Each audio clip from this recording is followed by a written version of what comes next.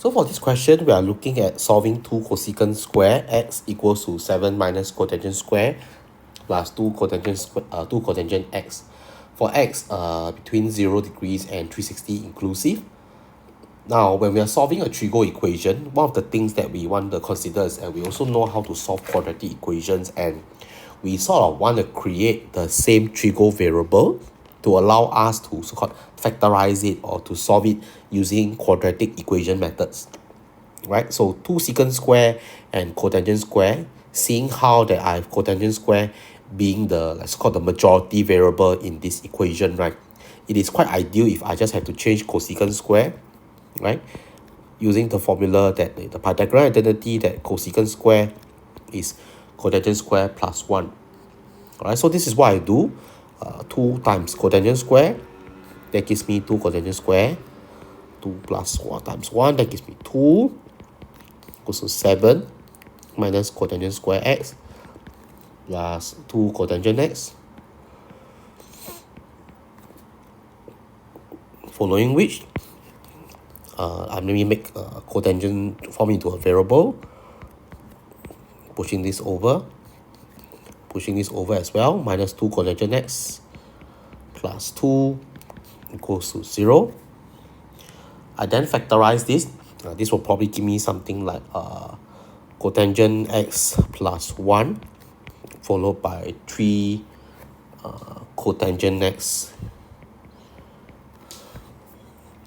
3 cotangent x minus 2. Is that correct? Let me just see. Minus 2. Oh, that should have a plus as well. Those are plus and plus.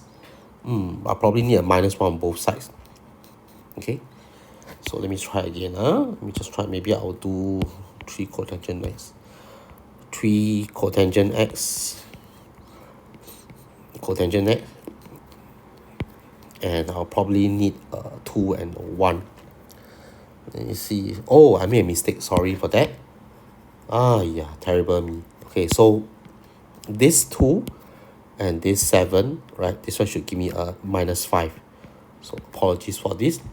So that makes it looks much better. With that, factorizing this will give me probably 3 cotangent x minus 5. Cotangent x plus 1 equals to 0. Yep, that's good. And therefore from here, cotangent x equals to 5 over 3. Or cotangent x equals to negative 1.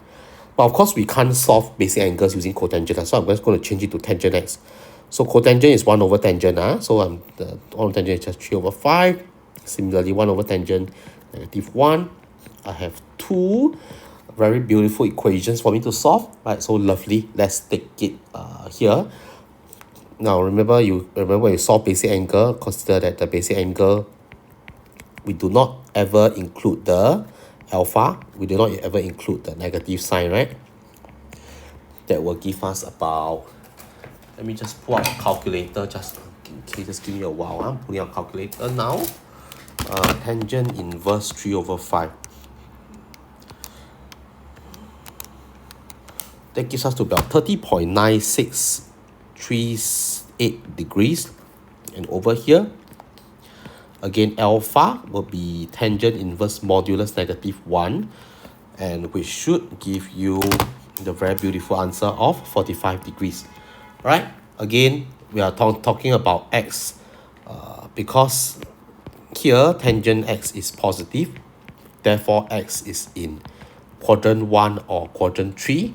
On this side, tangent x is negative. Therefore, x should be in quadrant 2 or quadrant 4. Alright? So from here, we know that the range is that x is between 0 to 360 as given by the question. So I'm just doing what I always tell you all, the B, the Q, the R, followed by the A. The A is where? Like quadrant 1, so that will just be 30 point. Okay, let me just round it up. It's about 31.0 degrees. Quadrant 3, that will give me about 211.0. Over here, the answer would be like second quadrant, right? So 180 minus 45, that's 135. 360 minus 45, that will give me 315. Okay, so these 4 are my answers. Thank you.